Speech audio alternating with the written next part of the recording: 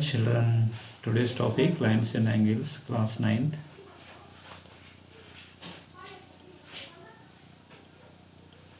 తెలుగులో సరళరేఖలు మరియు కోణాలు అంటాం. 9వ తరగతి చూద్దాం. మొదటి సమస్య చూడండి. పటంలో మనం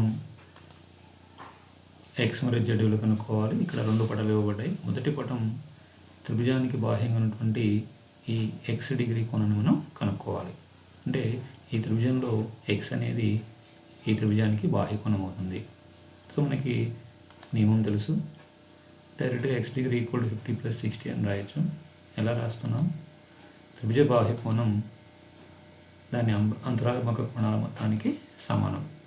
అది మనకి నియమం ఉంది కాబట్టి ఆ నియమంతో x degree is equal to 50 + 60 అని రాయొచ్చు. ఏంటది?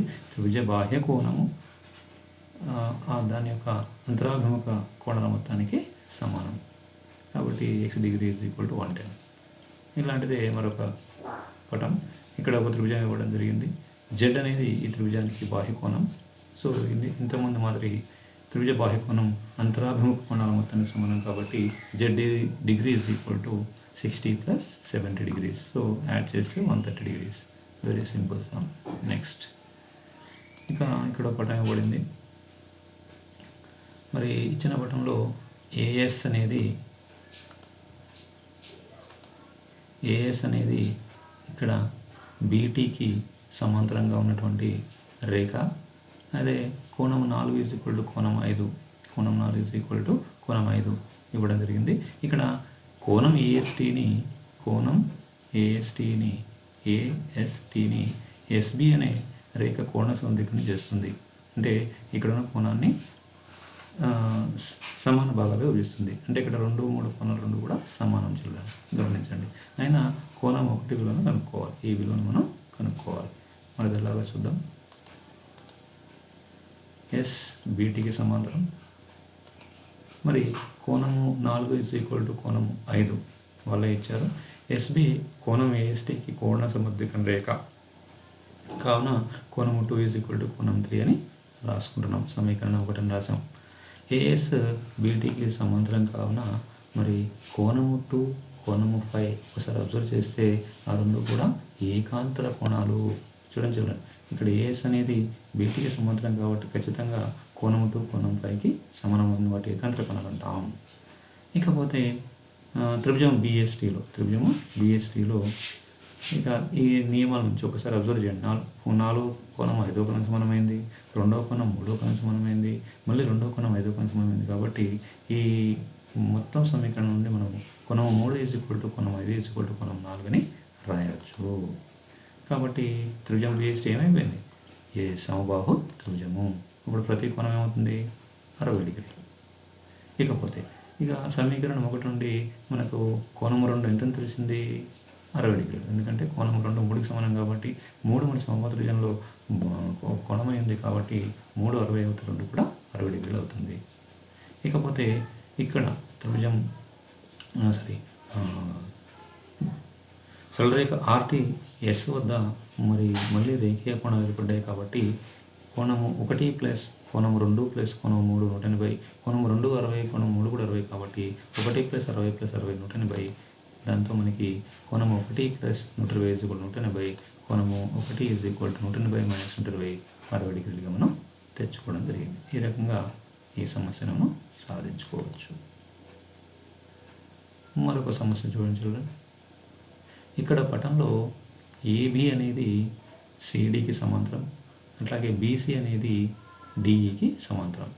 ఓకే చూడండి. మరి మనకు కావాల్సిన విలువలు ఇక్కడ మరి ఒకసారి అబ్జర్వ్ చేస్తే మళ్ళీ ఇక్కడ ఈ 3x మరియు 105 3x మరియు 105 ఒకసారి అబ్జర్వ్ చేయండి. ఏబి అనేది సిడికి సమాంతరం, బీసీ తిరిగే రేఖ అవుతుంది కాబట్టి 3x ఈజ్ ఈక్వల్ టు 105 ఏకాంతర కోణాలు సమానం కాబట్టి x is equal to 105/3 x is equal to 35.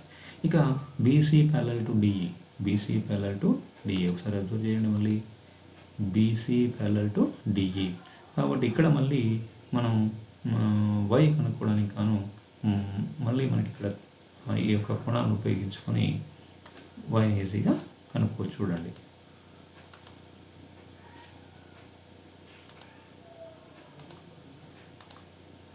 కోణము D అనేది సింపుల్గా ఇక్కడ 105 డిగ్రీలు. మరి ఏకాంతర కోణాలు సమానం కాబట్టి మరి సిడిఈలో మనకి 24 + 105 + y సింపుల్గా 180. ఎందుకంటే ఇక్కడ మరి 105 డి అనే రెండు కూడా ఏకాంతర కోణాలు అయిపోయినవి కాబట్టి కోణం డి కోణము 105 కాబట్టి డి 105 రాసుకోవచ్చు. మళ్ళీ ఈ మూడు కూడా త్రిభుజం సిడిలో కోణాలు అవుతాయి. అంటే త్రిభుజంలో 3 కోణాలు మొత్తం 180 డిగ్రీలు కాబట్టి మనం ఈజీగా వాయిని కనుక్కోవచ్చు. 24 + 105 + y 180. Then y + 129 = 180. Then y 180 - 129 that is = 51. ఈ రకంగా ఎక్స్ విలువలను కనుక్కోవచ్చు. చాలా సింపుల్ సంఖ్యలను. ఇంతకుముందు మాదిరి కాకపోతే పటాలు మార్చాడు, మధ్యలో త్రిభుజాలను పెట్టి మనకి ఈ సమాంతర రేఖలు ఎలా గుర్తుపట్టగలనటువంటి జస్ట్ ఒక చిన్న అప్లికేషన్ మాదిరి ఈ సమస్యలు ఇస్తున్నారు. అదే మనం ఇంతకుముందు నేర్చుకున్నటువంటి ఏవైతే ఏకాంతర కోణాలు, తర్వాత సాదృశ్య కోణాలు, తర్వాత అంతరాభిముఖ కోణాలు ఇవన్నీ ఉన్నాయో, శేషాభిముఖ కోణాలు ఉన్నాయో అవే మళ్ళీ ఇక్కడ రిపీట్ అవుతూ ఉంటాయి, ఈజీగా ఉంటాయి. నెక్స్ట్ పటంలో మరి అబ్జర్వ్ చేస్తే ఇక్కడ బిఈ డిఏకి పర్పెండిక్యులర్ లంబం, అలాగే సిడి డిఏకి సిడి అనేది మళ్ళీ డిఏకి పర్పెండిక్యులర్. అంటే బిఏ మరియు సిడిలు ఒకే రేఖకు లంబాలు చూడండి చిల్డ్రన్. ఓకేనా. మరి ఇక్కడ మనం ప్రూవ్ చేయాల్సింది కోణం 1, కోణము 3. ఇక్కడ ఈ కోణం 1, కోణం 3 ఉదాహరణ కూడా సర్వసమానం అని చూపెట్టాలి. సో మరి ఇక్కడ సిడి పర్పెండిక్యులర్ టు డిఏ మరియు బిఏ పర్పెండిక్యులర్ డిఏ కాబట్టి ఒకే రేఖకు, అంటే రెండు రేఖలు సిడి బిఈలు ఒకే రేఖ డిఏకి లంబాలు కాబట్టి మనం సిడి ప్యారలల్ టు బిఏ అని చెప్పొచ్చు. సో యాంగిల్ డి యాంగిల్ ఈ. ఎందుకంటే ఇక్కడ మళ్ళీ ఇక్కడ కూడా మళ్ళీ రెండు రేఖల్లో డిఈలు మనకు సదృశ్య కోణాలు అవుతాయి, డిఈలు సమానమైనవి కాబట్టి ఆ రకంగా కూడా మనం ఈ రెండు రేఖలు మనం సమాంతరం చెప్పొచ్చు, ఎందుకంటే అనురూప కోణాలు కాబట్టి. సో సింపుల్గా మనం అప్పుడు ఏం చేయొచ్చు, ఒకసారి మనకు సిడి మరియు బిఈ సమాంతరాలు కాబట్టి ఇక్కడ ఉన్న కోణము 1, కోణము 3 ఏకాంతర కోణాలు అవుతాయి. దీని దృష్ట్యా డిబి తిరిగే రేఖ దృష్ట్యా అందుకే రాసాను చూడండి. ఏకాంతర కోణాలు సమానం CD parallel to BE, DB తిరిగే రేఖ కాబట్టి మెజర్ 1 అంటే కోణం మొదటి కోణం యొక్క కొలత, అలాగే మూడో కోణం యొక్క మెజర్ అంటే కొలత, M for measure. So measure of angle 1 = measure of angle 3. అంటే 1 యొక్క కొలత మరియు 3 యొక్క కొలతలు సమానము. ఈ రకంగా మనం చాలా సింపుల్ అనురూప కోణంలో ఏకాంతర కోణాల సాయంతో దీన్ని నిరూపణ చేసాం. అట్లాగే ఇక్కడ చూడండి, ఎక్స్ యొక్క ఏ విలువలకు ఏడి మరియు బీసీలు సమాంతర రేఖలు అవుతాయో చెప్పమంటున్నాడు. అంటే ఆల్రెడీ ఇక్కడ ఏడి బీసీ సమాంతర రేఖలు ఇచ్చినట్టే చెల్లాలి. సో చూద్దాం, చాలా important. AD parallel to BC. మరి ఇక్కడ x - y సింపుల్గా 30 రాయొచ్చు. ఎందుకంటే x - y 30లు అనురూప కోణాలు, అంటే సాదృశ్య కోణాలు. తెలుసు సిడి అనేది లేదా ఏడి అనేది బీసీకి సమాంతరం. ఇక్కడ ఏసీ తిరిగే రేఖగా ఉంది కాబట్టి సింపుల్గా x - y 30 అవుతుంది. సో మళ్ళీ ఇక్కడ 2x = 8y ఏకాంతర కోణాలు, అంటే సాదృశ్య కోణాలు వాడుకున్నాం, ఏకాంతర కోణాలు వాడుకున్నాం. తర్వాత తిరిగే రేఖను కూడా చూసుకోవాలి మీరు. సో ఈ రకంగా 1, 2 మనం సాధించుకున్నట్లయితే మరి ఇక్కడ 1వ సమీకరణాన్ని 2తో గుణిస్తే 2x - 2y 60 వస్తుంది. మరి ఇక్కడ 2x - y 8y. ఈ 8yని ఎడమవైపు పంపిస్తే 2x - 8y 0. ఈ రెండు సబ్ట్రాక్షన్ మనం మైనస్ చేసినట్లయితే మనకు చూడండి, 2x కొట్టువైపు పోతుంది, -2y ఇక్కడ మరి గుర్తు మారుతుంది కాబట్టి +8y. చూసారా, మైనస్ ప్లస్గా మారింది. So +8y - 2y 6y, 60 + 0 60. So y 60/6, y 10 degree. So y 10 వచ్చినప్పుడు ఈజీగా మనకి ఈ y వాల్యూని సమీకరణం 1లో ప్రతిక్షేపిస్తే x - 10 = 30, దెన్ x 30 + 10 40 డిగ్రీ. ఈ రకంగా ఈ సమస్యను అనురూప కోణాలు, ఏకాంతర కోణాల సహాయంతో ఈజీగా కనుక్కోవచ్చు, సాధించవచ్చు. ఓకేనా. నెక్స్ట్ ఇక్కడ ఒకసారి మరి పటాన్ని చూడండి చిల్డ్రన్. దీంట్లో కూడా మనం xy విలువలు కనుక్కోవాలి. సింపుల్. ఇక్కడ మళ్ళీ ఈ పటంలో y మరియు 140 చూడండి రేఖ ద్వయాన్ని ఏర్పరుస్తున్నాయి. తెలుసు మీకు రెండు యాక్చువల్గా ఆసన్న కోణాలు, వాటి మొత్తం మరి 180 కాబట్టి y + 140 ఏంటి 180 రాసుకోవచ్చు. So y 180 - 140 40. అలాగే ఇక్కడ మళ్ళీ 30 ప్లస్ వై అనేది అంటే ఎక్స్ అనేది చూడండి ఈ త్రిభుజం యొక్క బాహ్యకోణమైంది. ఈ త్రిభుజానికి ఎక్స్ అనేది బాహ్యకోణమైంది కాబట్టి సింపుల్గా ఎక్స్ ఈజ్ ఈక్వల్ టు అని రాస్తారు. త్రిభుజ బాహ్యకోణం అంతరాత్మక కోణం మొత్తానికి సమానమని x degree is equal to 30 plus y అని రాస్తారు. So x is equal to 30 plus 40 70 degree అని ఈజీగా రాసేస్తారు. ఓకేనా, చాలా సింపుల్. నెక్స్ట్ మరి ఈ పటంలో బాణం గుర్తులు చూపించబడ్డవి సమాంతర రేఖలు మరి ఎక్స్ విలువలు అనుకోవాలి. అంటే ఇక్కడ మీరు అబ్జర్వ్ చేయండి, ఈ బాణం గుర్తు ఉన్నటువంటి ఈ రెండు రేఖలు సమాంతరాలు. ఇక్కడ ఈ రేఖ 3 రేఖగా పనిచేస్తుంది, ఈ రేఖ కూడా 3 రేఖగా పనిచేస్తుంది. ఇక్కడ 30 డిగ్రీలు, ఇక్కడ ఎక్స్ డిగ్రీలు, 45 డిగ్రీలు, 5 డిగ్రీల పటాన్ని జాగ్రత్తగా చూడండి. పటం అర్థమైతే చాలు, మీకు సగం సమస్య వచ్చినట్టే. చూడండి, ఎక్స్ ఈజ్ ఈక్వల్ టు 30 రాసేసాం డైరెక్ట్గా, ఎందుకంటే ఈ రెండు కూడా సమాంతరాలు తిరిగే రేఖ కాబట్టి ఈ రెండు కోణాలు ఏకాంతర కోణాలు సమానం కాబట్టి ఎక్స్ ఈక్వల్ 30 రాసాం. ఇకపోతే వై అనేది మళ్ళీ ఏ త్రిభుజానికి బాహ్యకోణం చూడండి, ఎస్ ఈ త్రిభుజానికి బాహ్యకోణం. సో బాహ్యకోణం ఈజ్ ఈక్వల్ టు అంతరాత్మక కోణాల మొత్తానికి సమానం కాబట్టి ఏం రాస్తున్నాం, y is equal to 45 plus x, that is y is equal to 45 plus 30, 75 degrees. Okay చూడండి. నెక్స్ట్ ఇక ఇచ్చిన పటంలో మళ్ళీ పీక్యూఆర్ భుజాలు, అది త్రిభుజం పీక్యూఆర్లో భుజాలు పీక్యూ మరియు ఆర్క్యూలు మరి ఎస్ మరియు టీల వద్దకు పొడిగించక ఈ రెండింటిని మనం కొంచెం పొడిగించాం. ఎస్పీఆర్ 135, పీక్యూటీ 110. మనకు కావాల్సింది కోణం PQR. SPR is equal to 135, పీక్యూటీ 110. మరి పటం నుండి ఎస్పీఆర్ ప్లస్ ఆర్పీక్యూ 180. ఇక్కడ మళ్ళీ మనకి రేఖీయద్వయం ఏర్పడింది. ఇక్కడ మరి వాటి మొత్తం 180 డిగ్రీలు. సో పీక్యూటీ ప్లస్ పీక్యూఆర్ కూడా రేఖీయద్వయం 180 డిగ్రీస్ కాబట్టి RPQ is equal to 180 minus SPR. So మనకి RPQ is equal to 180 minus ఎస్పీఆర్లో 135 రాస్తే ఆర్పీక్యూ 180 మైనస్ 135 45 డిగ్రీ. అలాగే కోణం PQR is equal to 180 minus PQT. So దాంట్లో కూడా మనకి 180 మైనస్ 110 రాస్తే 70 డిగ్రీస్. అంటే మనకి ఈ త్రిభుజంలోని అంతర కోణాలు వచ్చాయి చూడండి. కాబట్టి త్రిభుజం పీక్యూఆర్లో RPQ plus PQR plus PRQ is equal to 180 డిగ్రీలు. సో మరి త్రిభుజంలో 3 కోణం 180 తెలుసు కాబట్టి ఆ రకంగా రాయడం జరిగింది. సో మరి కోణం ఆర్పీక్యూ 45 డిగ్రీలు, కోణం పీక్యూఆర్ 70 డిగ్రీలు. మనకు కావాల్సింది కోణం పీఆర్క్యూ కాబట్టి దీనిలో ప్రతిక్షేపించుకుంటే మనకి ఈజీగా కోణం పీఆర్క్యూ తెలిసిపోతుంది. So 45 plus 70 115. సో 115ని 180 నుంచి మైనస్ చేస్తే మనకు కావాల్సిన పీఆర్క్యూ కోణం 65 డిగ్రీ వచ్చేస్తుంది. ఓకే చూడండి, చాలా ఇంపార్టెంట్. జాగ్రత్తగా అన్ని నోట్స్లో రాసుకొని ప్రాక్టీస్ చేయండి. ఇకపోతే ఈ పటంలో మరి కోణం ఎక్స్ 62 డిగ్రీలు, XYZ 54 డిగ్రీలు.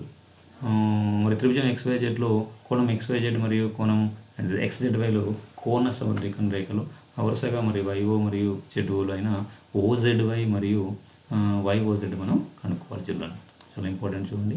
YO ZOలు మరి రేఖలు వరుసగా కోణం Y మరియు కోణం Zలో కోణ సమద్వికరణ రేఖలు. సో చూడండి, ఒక్కసారి గమనిస్తే ఇక్కడ YO మరియు ZOలు కోణం Y మరియు కోణం Z యొక్క కోణ సమరేఖలు కాబట్టి YO మనకి OYZ అలాగే OYXలో రెండు సమానం అవుతాయి, ఎందుకంటే చెరిసగం కాబట్టి. సో ఇక్కడ కూడా అలాగే. ఓకే, సో దాని మాదిరి మనం ఈ పటాన్ని అర్థం చేసుకుంటూ చూస్తే ఇక్కడ మళ్ళీ త్రిభుజం XYZ మొత్తాన్ని తీసుకుంటే మనకి కోణం X ప్లస్ కోణం XYZ ప్లస్ కోణం XZY is equal to 180 degrees కాబట్టి 62 ప్లస్ 54 ప్లస్ కోణం XZY ఈ కోణం తెలుస్తుంది మనకి. కోణం XYZ is equal to 62 plus 54 116. So కోణం XZY is equal to 180 minus 116, that is 64 degree. ఇప్పుడు కోణం OYZ గమనించండి. సో ఇక్కడ గమనించండి చిల్డ్రన్, OYZ అనేది XYZలో సగం ఉంటుంది కాబట్టి, ఎందుకంటే సమర్థీకరణ చేసింది కాబట్టి 54లో సగం 27, 54లో సగం 27, ఎందుకంటే ఇక్కడ రాశాను YO XYZకు కోణ సమర్థీకరణ రేఖ. సో అలాగే OZY హాఫ్ ఆఫ్ కోణం XZY హాఫ్ ఆఫ్ 64. ఇక్కడ కూడా 32 వచ్చింది. OZ XYZ కోణ సమర్థీకరణ రేఖ. సో మళ్ళీ మనం OYZలోకి వెళ్ళిపోయాం. ఆ త్రిభుజంలో వెళ్ళిపోతే YOZ ఈజ్ ఈక్వల్ టు ఈ రెండు కోణాలు 27 ప్లస్ 32 రాసి 59 అయిపోయింది. Therefore YOZ is equal to 180 minus 59, 121 degrees. ఈ రకంగా మనం ఈ సమస్యను సులువుగా సాధించుకోవచ్చు. నెక్స్ట్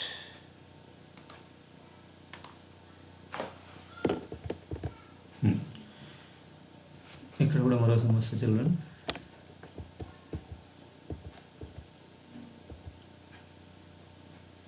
ఇది చూద్దాం.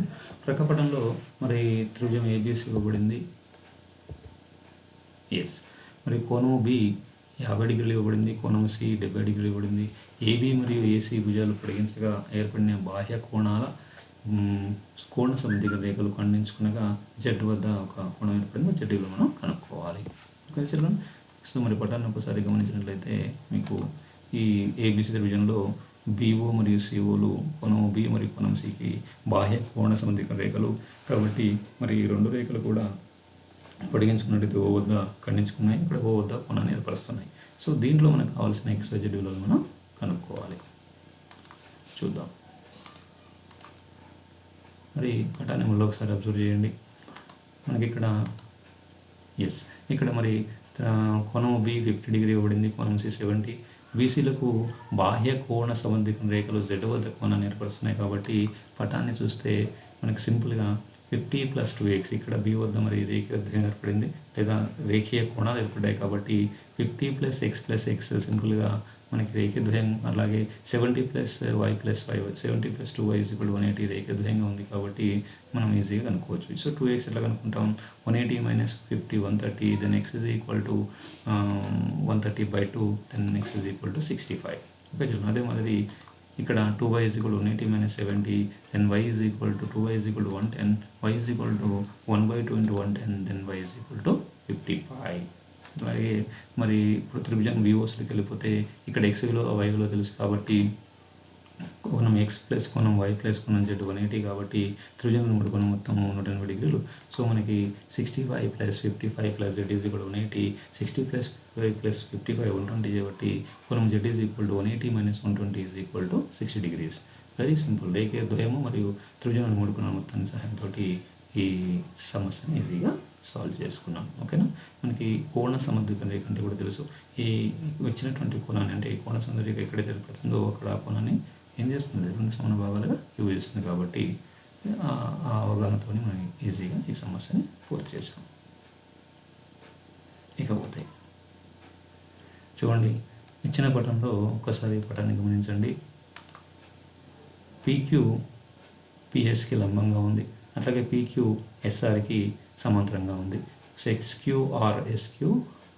SQR అనేటువంటి కోణము 28 డిగ్రీలట. మనకు కావాల్సిన మరి కోణము QRT. ఓకేనా. X విలువ కనుక్కున్నాం. సో చూద్దాం. మరి ఇక్కడ PQ perpendicular to PS, PQ parallel to SR, SQR 25, QRT 65 కాబట్టి మనకి ఈజీగా ఇక్కడ QSR అనేది సింపుల్గా ఏమవుతుంది? ఏకాంతర కోణాలు అవుతాయి కాబట్టి PQ parallel to SR కాబట్టి సింపుల్గా x డిగ్రీ QSR. ఓకే. ఈ కోణం సమానమైంది QSR. ఇది QSR ఈ కోణం సమానమైన చూడండి. సో కాబట్టి ఎందుకు సమానమైనవి? అవి ఏకాంతర కోణాలు కాబట్టి.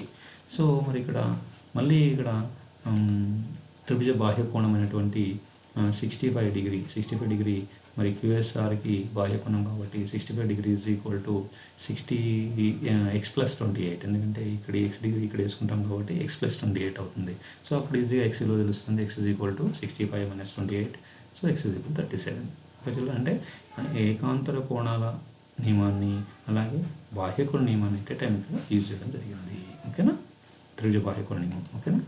అట్లాగే మరి ఇక్కడ మళ్ళీ ఈ త్రిభుజానికి వచ్చినట్లయితే x + y = 90 అని చూడగానే తెలుస్తుంది. సో సింపుల్గా మనకి ఇక్కడ 37 + y = 90 అని తెలుస్తుంది. ఎందుకంటే x విలువ 37 వచ్చేసింది. 37 + y = 90 కాబట్టి ఈజీగా y విలువ 90 - 37 53 వచ్చేస్తుంది. Next very important. ఇక్కడ మనకు ఒక్కసారి పటాన్ని అర్థం చేసుకోవాలి. పటంలో AB = AC సమానం ఇవ్వడం జరిగింది. కోణము BAC వాటి మధ్య కోణము 36 డిగ్రీలు ఇవ్వడం జరిగింది. కోణం ADB 45 డిగ్రీలు, కోణం AEC 40 డిగ్రీలు అని ఇవ్వబడింది. అయినా మనకు కావాల్సిన ఇక్కడ 4 విలువలు ఉన్నాయి. ABC, ఏబిసి ఈ కోణం కావాలి, ఏసీబీ ఈ కోణం కావాలి.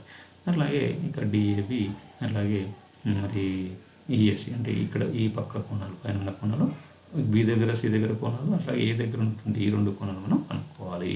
సో చూద్దాం.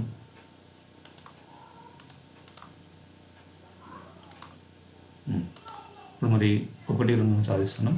ఇక్కడ AB is equal to AC ఎట్లా ఉన్నారు కాబట్టి కోణం బీఏసీ 36, కోణం ఏడీబీ 45, కోణం ఏఈసీ 40. వీటి నుంచి మనకి ఇక్కడ త్రిభుజం ఏబీసీలో AB is equal to AC కాబట్టి ఖచ్చితంగా అక్కడ ఈ రెండు కోణాలు సమానం. కోణం ఏబీసీ ఈజ్ ఈక్వల్ టు కోణం ACB.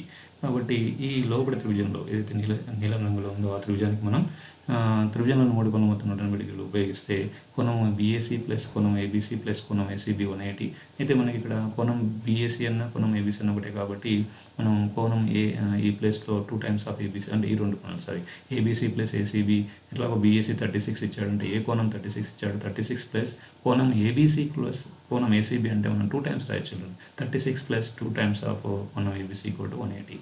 So 180 minus 36 2 times of కోణం ABC is equal to 180 minus 36. So కోణం ABC is equal to 180 minus 36 by 2.